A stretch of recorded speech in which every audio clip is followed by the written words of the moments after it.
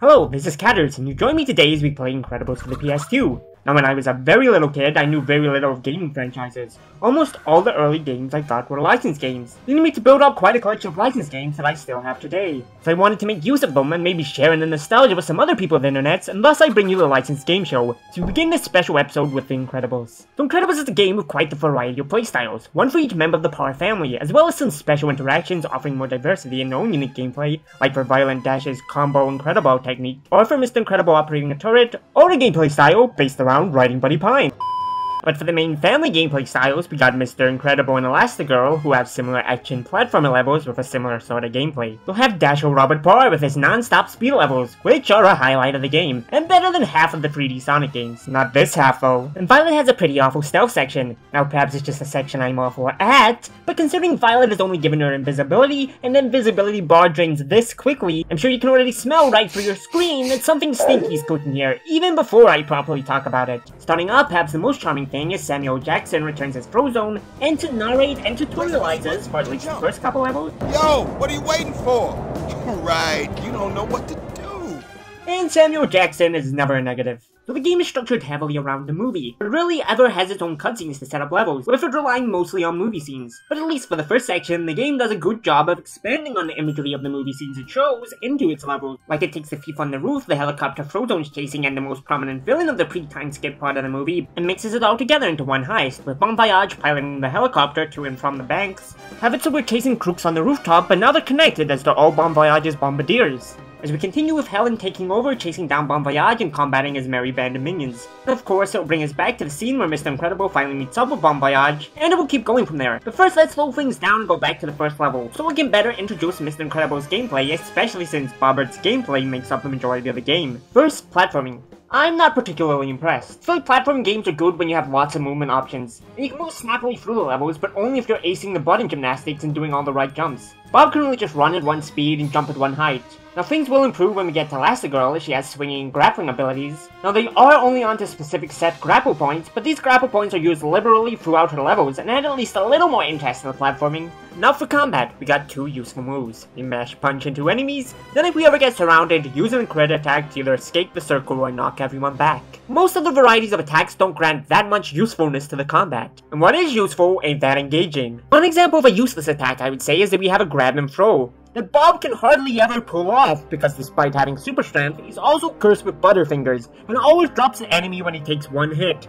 And you're almost always going to be hit before Mr. Incredible fully hoists the guy over his shoulder, especially once enemies get guns. Now Elastigirl again has something over Bobbert here, as of course she has more reach to attacks, and her grab move is much better. Unlike Bob, she doesn't slowly pick people up. You press the button and she tosses a fool, and this can't be interrupted. And I mean, between the guy who limply attempts to toss a guy over his shoulder and always drops him, and the lady who can whip fools around like they're a bag of feathers, one of these people sounds like a better example of super strength. And it's not the one who should. I mean, they almost did Bobbert as bad as Incredibles 2. Except nothing could really do Bobbert as bad as Incredibles 2. But let's get back to after we met Bon Voyage and went on a buddy ride as we drop on the rooftop, the bomb coming with us. Except very much unlike the movie, the bomb doesn't really do any damage. Well anyway, we begin our first boss fight. And as future boss fights will, it follows a pretty boring procedure. Phase where we dodge, cycle back round to the phase where they're vulnerable, or in Bon Voyage's case, the phase where he later drops ammunition we need to be able to reach him, and that's it. And despite that the boss fight is drawn out and repetitive, this one's still probably the most original, because spoiler alert, every single boss fight after this is all the Omnidroid.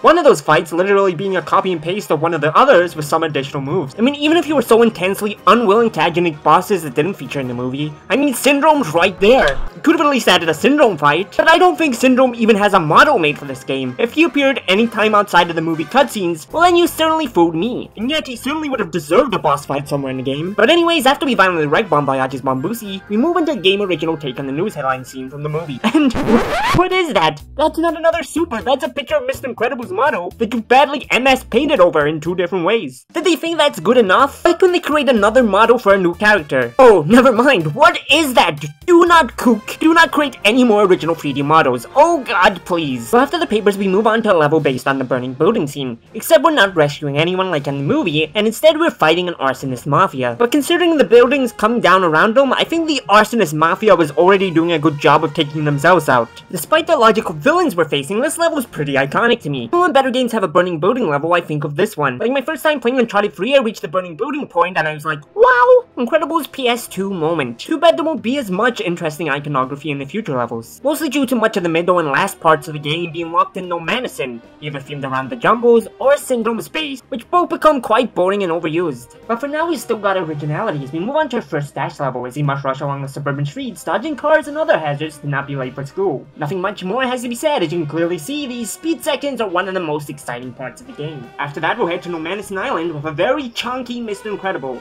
We spend 2 levels making our way to the Omnidroid, fighting against smaller robots as we go. The levels are quite similar, but one's more based on the No Man's Land beaches for the first half, and one's more all taking place inside the inner No Man's Land jungles. We'll get our first turret section here, which is an okay addition to break up the game, and we'll get introduced to rotating switches, which will slowly start introducing some timing puzzles, but nothing ever extremely engaging enough to be that interesting. Eventually we move on and reach our first battle with the Omnidroid, and at first it's cool. Visuals especially fighting in a volcano. It's definitely the best arena of any boss battle in the game. However, the coolness soon wears off and you realize this guy has a huge health bar and practically 3 1-ups as well to completely refill that health bar. And when we drain his health bar, it's a new phase, which means a new attack and other attacks just becoming much longer. And you know, longer isn't everything. On God, for real, this Omnidroid be lacking in girth. So the battle takes a while, but soon we'll beat it and move on to Bobber returning to No Man's Land with his new suit and his new sweet gains. In this level, we'll be fighting our way deeper into Syndrome Space, which doesn't make sense given this part of the movie story, nor in the game, since once we beat the level, Mr. Incredible is going to be strolling through the hall and taking a seat at the table like he's invited.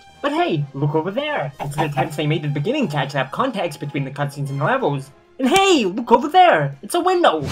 Wow! But to end off the level itself, it introduces a pretty basic mini-boss that boringly cycles through the same 3 moves until it gives us a chance to attack by giving us bombs. But don't worry, much like the Omnidroid, the Cylinder Bot will also be repeated, except even more! And with less changes each time. Yay! But back to the table, we're jump scared by the next generation of Omnidroid, and we move into the next Omnidroid battle. It's gonna loop through a lot of the same moves, but now has slicer maneuvers both close and range added as well. But other than that, it's quite repetitive of the previous battle, so we'll beat it and continue deeper into Syndrome Space. We'll start the level fighting a Cylinder Bot. Really? The last level ends in a Cylinder Bot, then we get a Sphere Bot, then the next level starts with a Cylinder Bot. It's all 3D renderings of a circle, man, all the way down, and I'm getting sick of it already. Not to mention, we've been playing as Mr. Incredible for the past 7 levels. The game's entertainment value has long since passed dull at this point. But after a while of many fights and maneuvering our way through and around lasers in our path, we will eventually get to the family arriving on the island and finally mixing it up with a Helen level. We start in the jungle, but only for a short walk and a reintroduction to the swinging. And then we hop onto the monorail and ride it into Syndrome Space, just like our previous level. But not only are we in the same environment as the last level, but this level has a whole other realm of repetitiveness introduced. And it can be summed up in one dastardly word: circles. At least 3 times in the level we locked in rooms where you must go around in a circle, pushing buttons to open the way forward round to the next segment of the circle, until we move on to just do another loop around another circular room. Why? What convinced them that any part of this was entertaining? Luckily, afterwards, we'll get back into the action as we follow it up with a dash level. And it's even better than the last, having us being chased by Velocipaws with their missiles, destroying stuff and dynamically blowing up new paths when we're stuck in a dead end. And while we get the iconic running on water scene and we can loop around tunnels like in the movie as well, there's so much to push the excitement. Sadly, this is the last of only 2 dash levels. Well, I mean he's in the monkey ball level, but I'm talking about in this specific style of gameplay. And that's really a massive disappointment. But an even bigger disappointment is Violet's stealth level. Her invisibility drains the Incredibar so quickly, meaning you have to rush. Many times you pass the guards and try to get hidden, but still get shot in the back by guards you passed and can no longer see. Unlike most stealth games, the tall shrubbery isn't helpful for hiding either, because Violet can't duck, she just stands there. The bushes are actually meant as a detriment, because even if you're invisible, if they see them move, they start blasting. So this one time I saw a bush being blown by the wind. Anyways, I started blasting. The only consistent safe spots are the overtly big areas where they put action points behind. These action points change the camera angle so we can watch the guard, but I don't need to see the guard. I need to see where to go after the guard, because unless I find the next area that fully obscures me from the guards behind it I no longer see, and the guards in front that just entered my vision in my few seconds of invisibility, then I'm getting shot in the back. I don't like it, but we'll get on through it and move on into the Incredible stage, which is quite a fun little idea. Ramming into and mowing through the bad guys, using our momentum to ramp up and hit generators to open our way forward, honestly it's all good and fun, and probably the second best gameplay style after dash alone levels. But that fun will not continue so much into the next set of 2 levels. I'd call them a set because both levels start from the same cutscene, which is one of the only non-movie cutscenes with actual character dialogue. Well anyway, it sets up that Mr. Incredible and Elastigirl have got to split up and go do things to escape. What kind of things, you might ask? And to that I say, do you really care about the plot setting up 2 boring levels still stuck inside Syndrome Space? space. No? Good. Well, the first level will take us down Helen's path. Likely because we spent half the game with Bobbert and the developers knew that the players needed more time to recover from extreme Bobbert fatigue. Now I gotta say I was exaggerating a bit on the level slander. Elastigirl's level at least has a bit more to it. Now it may take place in Syndrome's base, but it sorta has its own vibe as it's more areas of hollowed out volcano we're descending into, as it has us riding and swinging across the lava. The combat as well is becoming more engaging with a larger mix of enemies at once. Like we got gunmen who we will need to prioritize running towards first or keep getting shot at from a distance. We'll get flying guys with guns which similarly make us have to rush to grab them to stop us from being shot mid-combat. And we got the shield guys in the mix who are untouchable unless another enemy is thrown at them. Altogether, they make us have to think more in combat. You know what's not good about ranged enemies? Placing them in unreachable areas over one-hit kill lava platforming. I mean seriously, screw this nonsense! But let's continue on to Mr. Incredible's level, which unlike Elastigirl's level is much more similar in the secret base aesthetic of the other levels. But I mean, playing as the character that takes up half the game in a reused level style? How exciting is that, am I right? Well, the level again has even more problems though. Maybe it's not circles, but why do we have to go around pushing so many buttons to set up our way to platform forward? Like the platforms could just be moving themselves. The claws we swing from could already be empty and ready to swing on. The door could be already unlocked. And then, you know, we could actually move through different rooms at a more decent pace. But no, that's not how this game works. There's gonna be so many enemies tossed around, including many flying enemies, which unlike Elastigirl are terrible, because Bob can't grab them out of there, nor does it ever seem to want to target them when you're holding something you can throw, meaning we're just waiting for them to come low enough for us to jump slam them, which is also quite awkward. But anyway, sometime after a bit of fighting we'll get another cylinder bot. That's fine, we'll just get it over with and move on to fighting more enemies. And then we get another cylinder bot. Okay, this is getting irritatingly repetitive, but we defeat him and, excuse me? You didn't! You couldn't! Directly after we defeat it, another rises straight out of the floor? That's it! I'm done with your toilet paper roll looking ass cylinder butt, and I'm almost done with this game! But we struggle onward. We'll get the final most difficult turret section to finish off the level, which was good to mix things up, and then we'll hit up our grand finale, a boss fight against the Omnidroid, again, where he plays only Mr. Incredible, again, and for our last level.